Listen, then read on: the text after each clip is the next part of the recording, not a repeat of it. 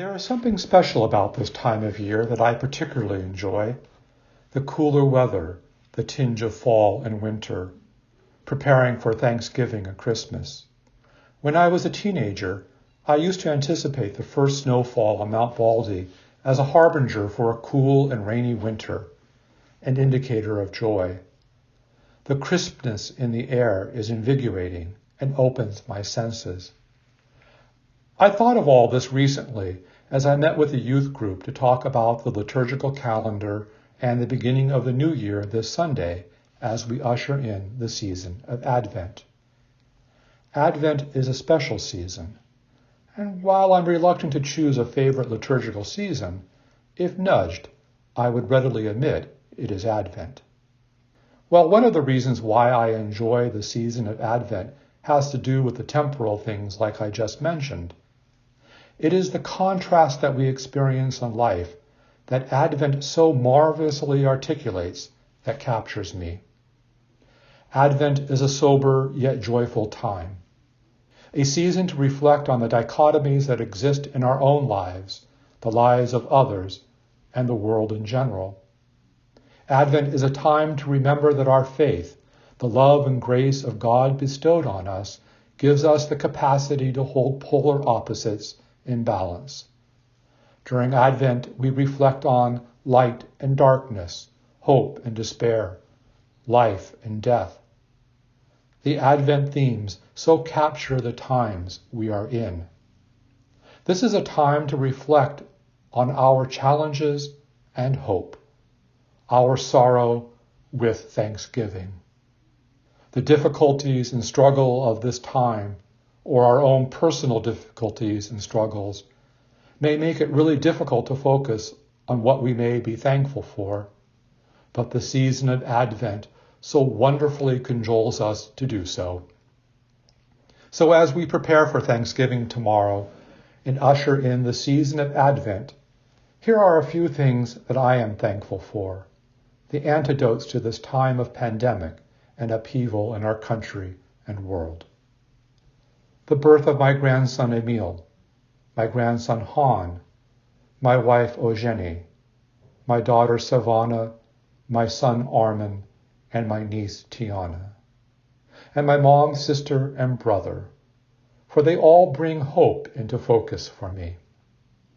I give thanks to my father, aunts, and uncles, and grandparents now long deceased, for each of them showed me the path of love and the courage to become who I am today. I give thanks for the privilege to be part of the St. Mark's Youth Group, for through their silly and insightful questions and comments, they bring into focus hope. I give thanks for the continued love and support of the St. Mark's community. For while we connect in a strange and different manner, community has persevered. In this, a time of pandemic, one of the most challenging times that I have experienced in my life, and I'm sure for many of us the same holds true, there is much despair and there is much darkness. And yet, through these few reflections of thanksgiving, highlights our faith, light, and hope as a strong counterbalance. As we prepare for Thanksgiving and the season of Advent, I pray for each of us to take stock of those things, big and small, that we are thankful, and let it sustain us in hope in the comfort of God's love.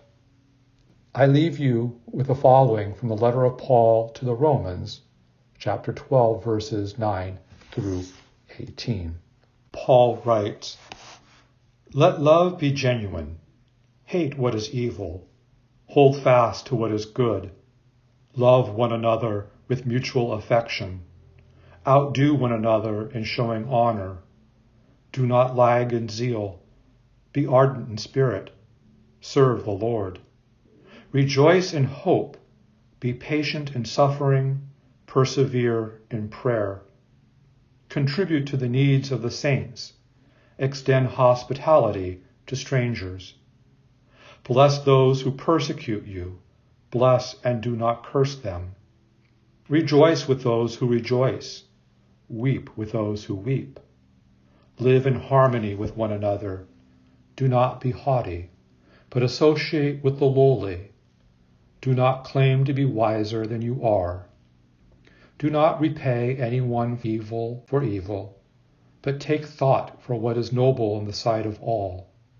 If it is possible, so far as it depends on you, live peaceably with all.